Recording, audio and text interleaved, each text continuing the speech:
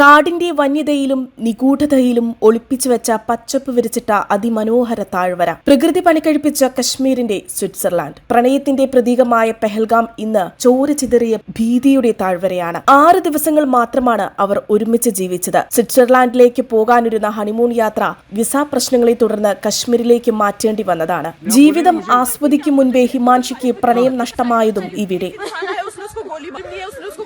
ഭീകരാക്രമണത്തിന്റെ ഭയാനക മുഖമായി ലോകം കണ്ട ആ ചിത്രം ഹിമാൻഷിയുടെയും വിനയ് നർവാളിന്റെയും നഷ്ടപ്രണയത്തിന്റേത് മാത്രമല്ല, പ്രാണൻ നഷ്ടമായ 26 കുടുംബങ്ങളുടെ അനാഥത്വത്തിന്റെയും നിസ്സഹായതയുടെയും മുഖമാണ്. ഒരു ജന്മം മുഴുവൻ തീരാത്ത ദുഃഖവും പേറി ഹിമാൻഷി സല്യൂട്ട് അടിക്കുമ്പോൾ അവൾ ഉറക്കെ വിളിച്ചു പറയുന്നുണ്ട് ഒരു ഭീകരവാദത്തിനും തകർക്കാനാകാത്ത ഓരോ ഇന്ത്യക്കാരന്റെയും മൂല്യങ്ങളെ.